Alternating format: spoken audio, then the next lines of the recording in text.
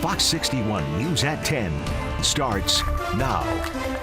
Tonight at 10, an official heat wave here in Connecticut as people head into the weekend. Diners are getting out to take advantage of the weather. 4 days in, but it's about to get hotter from here. And keeping your car in top shape in the heat, the easy fixes you can make on your vehicle to make sure it doesn't suffer if it's left out in the blistering heat too long. Plus, an hours-long standoff with a suspect barricaded inside a home in West Hartford. We'll have the latest information from police on this active scene. And we begin tonight with that weather alert and the heat wave here in Connecticut. As we said, 4 days in, but things are only about to get hotter and more humid from here. Thanks for joining us at 10.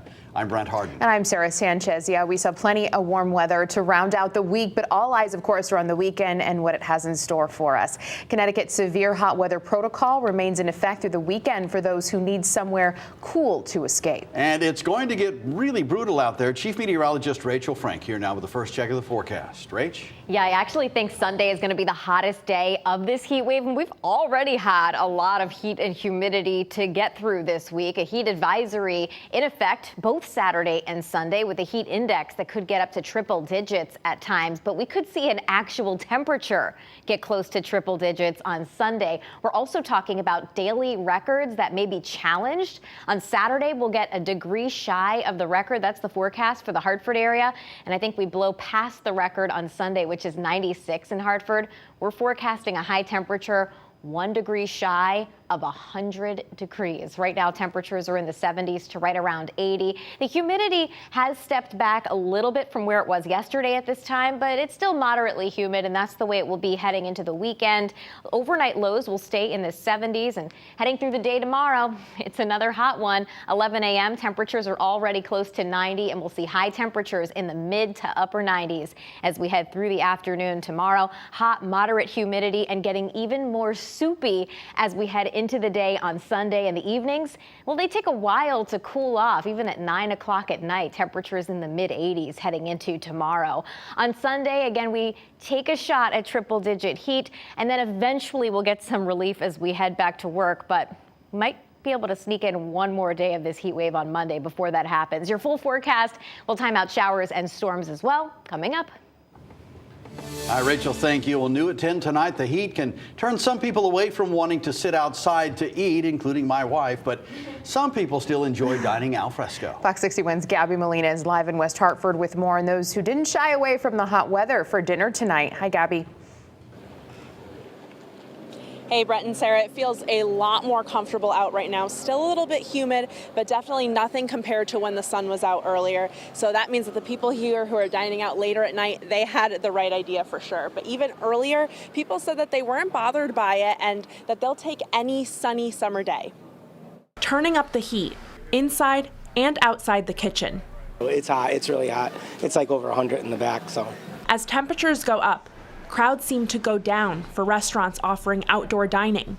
the last few days we've had more demand for inside, and really they're not really going outside until the sun goes down, So it's been a little bit slower earlier and then a little bit busier later because people are coming out a little later.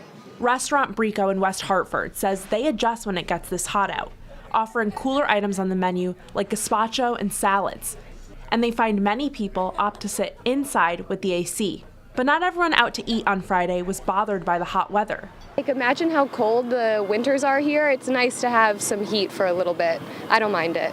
In Hartford at the city's new food truck park, West Side Square, the heat didn't stop people who were excited about the grand opening from coming out either. No, not at all. Not at all. The smell attracted us, and that's all that mattered. We've been here 25 plus years. This corner has been iconic. It's had its ups, had its downs, and when they came up with this idea, it was just like, wow, okay, this is awesome. Inside the food trucks, it was even hotter than outside. Oh yeah, it is extremely hot in the truck. Yeah, the truck is not the biggest truck and it's all stainless steel, so we do have an AC, but as you can tell, it doesn't really do much. But worth it to get to serve the families that came even in a heat wave. We just started this year, so for us to complain about a little heat, we're just not going to do that. Like our island is hot and humid as it is, so this is we're kind of in our comfort zone. For those who did make it out to eat today, they may have had the right idea after all, because the rest of this weekend is going to be even more hot and even more humid. So today may have been the night to do it. Live in West Hartford, Gabby Molina, Fox 61 News. Yeah, and things are still busy out there, too, at 10 o'clock at night. Thank you, Gabby. Well, we hear a lot about winterizing our cars when the temperatures turn to freezing. But what about when temperatures soar into the upper 90s and flirt with triple digits? Fox 61's Alicia Machado has more on what you could do to make sure your wheels can handle the heat. Now, it's not just the AC that you'll want to keep an eye on, although very important to cool down in these hot temperatures. Also, make sure to get old batteries replaced and check your tire pressure. One auto shop we spoke with says regular maintenance can help avoid problems worsened by the heat. You're not the only one feeling the heat. Chances are your car is too.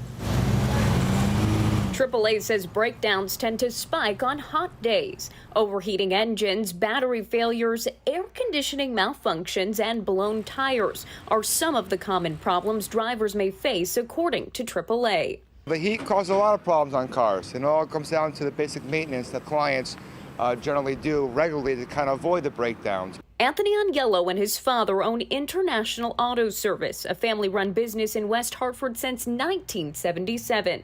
If it's not attended to, the heat's only going to further the situation. He says it's important to have the following items checked when you go in for an oil change or maintenance on your car.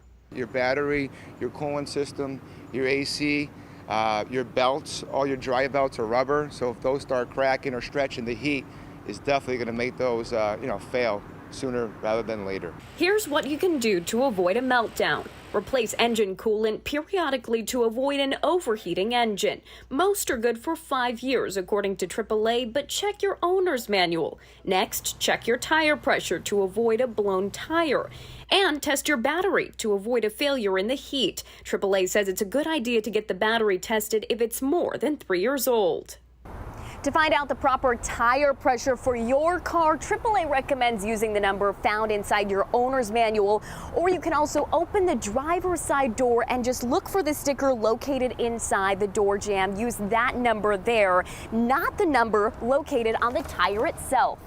In Hartford, Alicia Machado, Fox 61 News.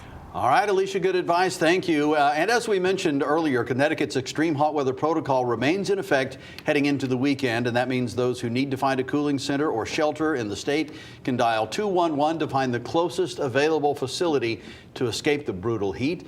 The governor's office says that severe protocol remains in effect through Sunday night. And remember, whenever severe weather happens in our state and in your hometown, the Fox 61 News app has you covered with everything you need to know to stay safe. You can track live radar conditions, check the hour-by-hour forecast, and get weather alerts sent right to your mobile device. Well, new at 10 tonight, the hours-long barricade situation in West Hartford is now over. Police say one person has been detained and is at the hospital being checked out now. Police responded to the home on Hillcrest Avenue this afternoon after reports of what police call possible projectiles going through an apartment and causing damage. Now, no one was hurt. The person inside barricaded themselves inside their apartment and refused to talk to police for hours. Police say there were no injuries to anyone involved in the situation. New London police released the name of the woman allegedly killed by her husband before he lit the family's home on fire. Police say the body of Shelby Dodson was found inside the burned out home on Sherman Street. When crews arrived on scene, they rescued Shelby's 1-year-old son from the home. The baby is in the hospital recovering. Police arrested her husband, George Dodson. He admitted to police to killing his wife with a hammer before setting their house on fire. He has since been charged with murder. Wolcott police are still searching for the suspect accused of attacking a woman inside her garage and then stealing her vehicle. Police put out more surveillance photos in hopes of identifying this suspect. The homeowner says the suspect came into her garage on Grove Avenue, shoved her to the ground, grabbed her car keys off the wall, and took off with her car. She wasn't hurt, but it left her and the neighborhood stunned. These criminals are getting very brazen. Where they're in the past, they wouldn't take something if a homeowner was out there. These non-violent crimes can suddenly turn very violent. I just told my husband about 3 weeks ago, son, we better start closing the garage because people walk off the street, and sure enough, that's what happened. Yeah, if you think you recognize the suspect or if you have anything that could help police in this investigation, give them a call. New Haven police arrest an 18-year-old man in connection to a carjacking in Bridgeport. Police say Tahaja Ortiz Tucker stole the vehicle from a woman who was selling her car on Facebook Marketplace. After he test drove her car, he allegedly pulled out a gun and ordered her to get out of that car. Police believe he also stole 2 cars from Uber drivers back in May. He's due in court next week. And the man caught on camera pushing an 11-year-old boy off his bike in Deep River makes an appearance in court today. The judge is ordering Jamison Chapman complete a program at a treatment center or he'll be expected back in court. Another hearing related to the bike incident is scheduled August 24th. He's being charged with assault, breach of peace, and risk of injury to a child. And new tonight, a man has died after getting trapped in a trench collapse at a construction site. It happened off of Bolton Branch Road in Vernon. Firefighters and the building contractor were able to free him, and he was rushed to Manchester Hospital in an ambulance. We are still not sure what caused the collapse. The victim's name has not yet been released. OSHA is investigating what happened. A Connecticut native and an Army reservist has tragically died after he was struck by lightning during a training exercise. The U.S. Army Reserve says Sergeant First Class Michael Clark died after the lightning strike at Fort Gordon in Georgia earlier this week. Sergeant Clark lived in Bolton and served for 22 years on active duty. The Army says he had been deployed 4 times to Iraq and Afghanistan. 9 other soldiers were injured in the lightning strike. In a statement, the Army called Sergeant Clark a loving husband, father, and a patriot who deeply loved our country.